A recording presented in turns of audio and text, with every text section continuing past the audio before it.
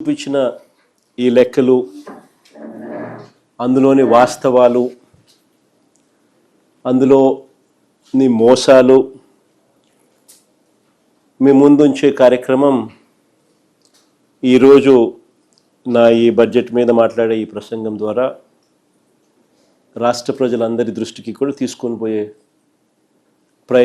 కార్యక్రమము చేస్తాం. మామూలుగా ఏ ప్రభుత్వానికైనా కూడా 5 బడ్జెట్లు ఉంటాయి. 5 బడ్జెట్లు ప్రవేశపెట్టే అవకాశం ప్రజలు ఏ ప్రభుత్వానికైనా ఇస్తారు.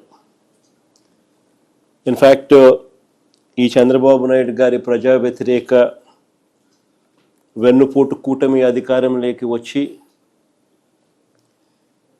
ఇవాళ ప్రవేశపెట్టిన బడ్జెట్ 3వ బడ్జెట్. అంటే ఇక మిగిలి ఉండేది కేవలం 2 బడ్జెట్లు మాత్రమే మిగిలి ఉన్న నేపథ్యం.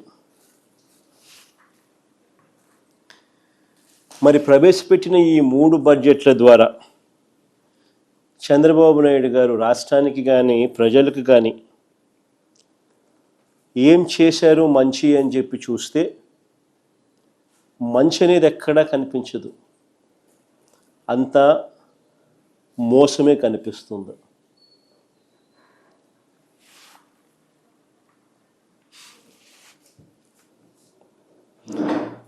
ప్రజలను వరుసగా వెన్నుపోటు పొడుస్తూ, వారిని వంచిస్తూ చంద్రబాబు నాయుడు గారు ప్రవేశపెట్టిన బడ్జెట్ ఈ 3వ బడ్జెట్. వరుసగా 3వ బడ్జెట్లోనూ చంద్రబాబు నాయుడు గారు తాను ఇస్తానన్న సూపర్ 6, సూపర్ 7, ఈ మేనిఫెస్టోల హామీలు పూర్తిగా గాలికి ఎగిరిపోయాయి. ఇతర హామీలు, ఇతర వాగ్దానాలను పూర్తిగా విస్మరించిన పరిస్థితులు. అన్ని వర్గాల ప్రజలను మరోసారి మోసం చేస్తూ పెట్టిన బడ్జెట్ ఇది.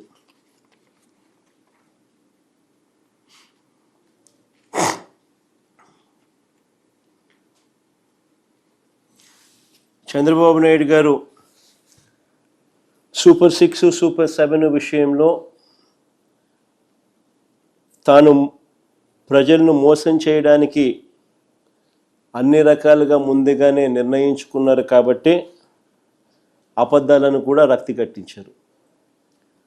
సూపర్ 6, సూపర్ 7 హామీలను తాను నెరవేర్చకపోయినా అబద్ధాలు పదే అవే అబద్ధాలు చెబుతూ సూపర్ 6, సూపర్ 7 అట్టర్ ఫ్లాప్ అయినా కూడా తాను చేయలేక సూపర్ హిట్ అంటూ నిస్సిగ్గుగా మోసం చేస్తూ గోబల్స్ ప్రచారానికి దిగారు. నిజానికి ఒక మోసానికి షర్టు ప్యాంటు వేస్తే అది చంద్రబాబు అవుతాడు. ఒక మోసానికి షర్టు ప్యాంటు వేస్తే అది చంద్రబాబు అవుతుంది. అబద్ధానికి రెక్కలు కడితే అవి చంద్రబాబు మాటలు అవుతాయి. ఈ బడ్జెట్లో కూడా అవే పచ్చి అబద్ధాలు, తప్పుడు లెక్కలు, లేని గొప్పలు, చంద్రబాబు భజన ఈ బడ్జెట్లో ఇవే కనిపిస్తాయి.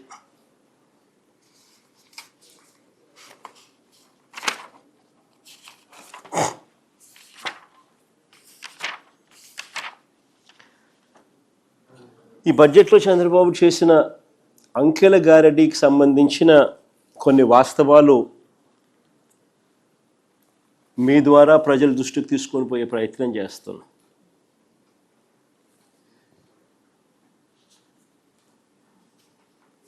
రాష్ట్ర ప్రగతి గురించి, ఆర్థిక వ్యవస్థ గురించి చంద్రబాబు మాటలేమో కోటలు దాటుతూ ఉంటాయి, కానీ వాస్తవ లెక్కలు చూస్తే మాత్రం అవి గడప కూడా దాటని పరిస్థితులే కనిపిస్తాయి. చంద్రబాబు హయాంలో అంతా కూడా పబ్లిసిటీ పీక్, పర్ఫార్మెన్స్ మాత్రం వీక్. ఇది స్టాండర్డ్ చంద్రబాబు గారి పాలనలో మనకు కనిపిస్తూ ఉన్న సత్యం. 2024-25 రాష్ట్ర ఆర్థిక వృద్ధి అంటే జిఎస్డిపి వృద్ధి రేటు 11.75% చంద్రబాబు నాయుడు గారు చెప్పుకొస్తారు. దేశ జీడిపి వృద్ధి రేటు 9.8% మాత్రమేనని చంద్రబాబు నాయుడు గారు తన ఆఫీస్లో కూర్చొని అంకెలు రాసేస్తారు. ఇది 2024-25కి సంబంధించి చంద్రబాబు నాయుడు గారు ఇస్తా ఉన్న సమాచారం. సిమిలర్లీ అంతేకాదు 2025-26 సంబంధించి రాష్ట్రంలో జిఎస్డిపి గ్రోత్ రేటు 10.75% గ్రోత్గా గొప్పలు చెప్పుకుంటారు. ఈ 25-26లో దేశ జీడిపి గ్రోత్ రేటు 8%, కానీ రాష్ట్రంలో 10.75% నమోదైంది అని చెప్పి చంద్రబాబు నాయుడు గారు తన డబ్బాను తానే మోయించడం మొదలు పెడతాడు. ఫ్యాబ్రికేటెడ్ నెంబర్స్తో తన డప్పు తానే కొట్టుకోవడం మనకంతా కూడా కనిపిస్తూ ఉంది. నేను ఒకటే అడుగుతా ఉన్నా, జీడిపిలో అంటే రాష్ట్ర వృద్ధి రేటు అని అంటే రాష్ట్రం పురోగతిలో ఉందని దాని అర్థం. Primary sector, secondary sector, tertiary sector అన్నీ కూడా పురోగతి సాధిస్తున్నాయి అనేది దాని అర్థం. అంటే వ్యవసాయము, మ్యానుఫ్యాక్చరింగు, సర్వీసెస్ సెక్టరు అన్ని సెక్టర్సు వేగంగా పరిగెత్తా ఉన్నాయని దాని అర్థం. మరి చంద్రబాబు చెప్పిన ఈ లెక్కలే నిజమైతే జిఎస్డిపిలో ఈ మేరకు గ్రోత్ రేటు నిజంగానే కనిపిస్తూ ఉంటే దట్ షుడ్ ట్రాన్స్లేట్ ఇంటూ ప్రజల తలసరి ఆదాయం కూడా ఇదే రీతిలో నిజంగా పెరిగి ఉండాలి కదా. దట్ షుడ్ ట్రాన్స్లేట్ ఇంటూ ప్రజల తలసరి ఆదాయం కూడా ఇదే రీతిలో నిజంగానే పెరిగి ఉండాలి కదా. ఆ తలసరి ఆదాయం నిజంగానే ప్రజలకు ఆదాయాలు నిజంగానే పెరిగి ఉంటే తద్వారా వాళ్ళ కొనుగోలు శక్తి కూడా పెరగాలి కదా. సో కొనుగోళ్ళు కూడా పెరగాలి కదా, పెరిగి ఉండాలి కదా, కొనుగోలు కూడా పెరిగి ఉండాలి కదా. తద్వారా ప్రభుత్వానికి వచ్చే ఆదాయాలు ట్యాక్స్ రెవెన్యూస్ కూడా పెరిగి ఉండాలి కదా.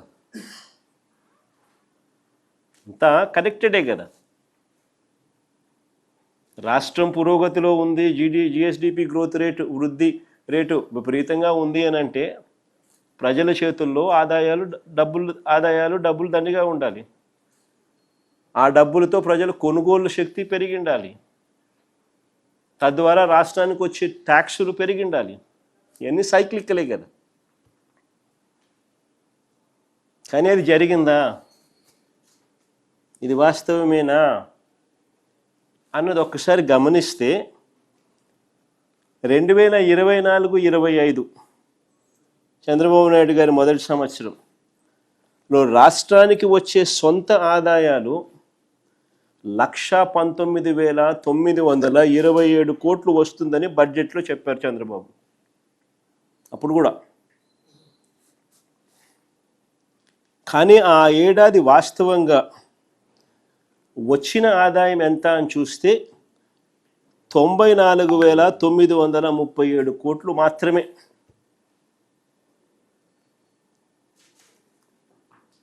ఇంకా ఆశ్చర్యం ఏమిటో తెలుసా, అదే 2023-24 అంటే దాని ముందు సంవత్సరం, అంటే వైఎస్ఆర్సీపీ ప్రభుత్వం చివరి సంవత్సరం 2023-24తో కంపేర్ చేస్తే అప్పట్లో రాష్ట్రానికి సంబంధించిన ఆదాయము అంటే ఎస్ఓఆర్ స్టేట్స్ ఓన్ రెవెన్యూ, రాష్ట్రానికి సంబంధించిన ఆదాయం 93,084 కోట్లు. అంటే పెరుగుదల కేవలం 1.99% మాత్రమే. 2023-24లో రాష్ట్రానికి సంబంధించిన ఎస్ఓఆర్ స్టేట్స్ ఓన్ రెవెన్యూస్ సొంత ఆదాయాలు 93,084 కోట్లు ఉంటే 2024-25లో వాస్తవికంగా 94,937 కోట్లు మాత్రమే వచ్చాయి.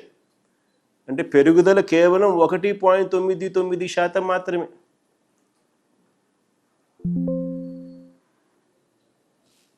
బడ్జెట్లో ఈయన లెక్కలేసిన 119,927 కోట్లు గాలికి ఎగిరిపోయింది. పోనీ 2025-26లో చూద్దాం.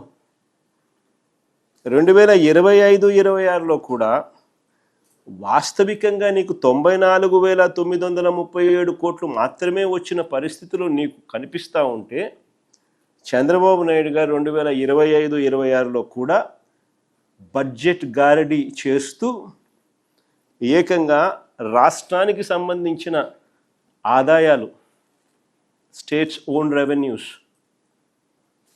127,703 కోట్ల కింద ప్రొజెక్ట్ చేశారు బడ్జెట్లో. కానీ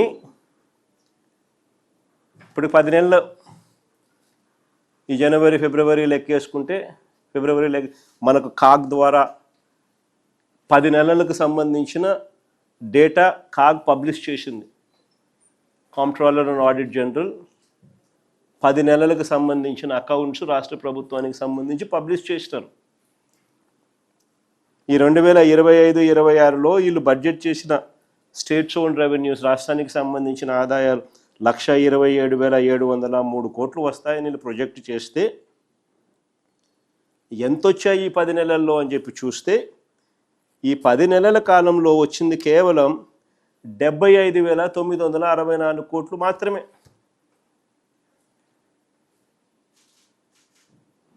ఇదే ఇంతకుముందు 10 నెలల కాలానికి 2024-25 ఆ 10 నెలల కాలానికి ఎంత వచ్చినాయి అని చెప్పి చూస్తే అప్పట్లో 72,864 కోట్లు. ఆ 72,864 కోట్లు కాస్త ఈ 10 నెలల కాలం 25-26లో ఈ 10 నెలల కాలానికి 75,964 కోట్లు మాత్రమే వచ్చాయి. పెరుగుదల కేవలం 4.25%. పెరుగుదల ఓన్లీ 4.25%. 10 నెలల కాలానికి 75,964 కోట్లు వస్తే ఈయన ప్రొజెక్ట్ చేసిన 127,703 కోట్లు ఏదైతే స్టేట్స్ ఓన్ రెవెన్యూస్ సంవత్సరం ముగిసే లోపల వస్తుంది అని చెప్పి ఇంతకుముందు బడ్జెట్లో ఏదైతే ఈయన చెప్పాడో దాన్ని ఆయన సవరించినప్పటికీ వాస్తవానికి రాలేదు. అక్కడ కూడా మళ్ళా మోసం చేసే ఉద్దేశంతోనే ఏకంగా సవరించిన ఎస్టిమేట్లో రివైజ్డ్ ఎస్టిమేట్లో రాష్ట్రానికి సంబంధించిన ఆదాయాలు 112,349 కోట్లు వస్తాయని రాశాడు బడ్జెట్ డాక్యుమెంట్స్లో స్టేట్స్ ఓన్ రెవెన్యూస్లో. అంటే 10 నెలల కాలానికి 75,964 కోట్లు వస్తే ఇక మిగిలి ఉన్న 2 నెలల కాలంలో ఏకంగా 112,349 కోట్లకు ఎగబాకుతుందని చెప్పాడు. అంటే 36,385 కోట్ల రూపాయలు ఇంకా 2 నెలల్లో వస్తాయి అంటాడు. 10 నెలలకు 75,964 కోట్లు అంటే నెలకు వచ్చేది 7,596 కోట్లు. అలాంటిది ఈయన ఫిబ్రవరి నెలలో 18,224 కోట్లు, మార్చిలో మరో 18,224 కోట్లు, వెరసి ఈ 2 నెలల్లో ఏకంగా 36,385 కోట్లు వస్తాయని గారడీ లెక్కలు చూపించేశాడు.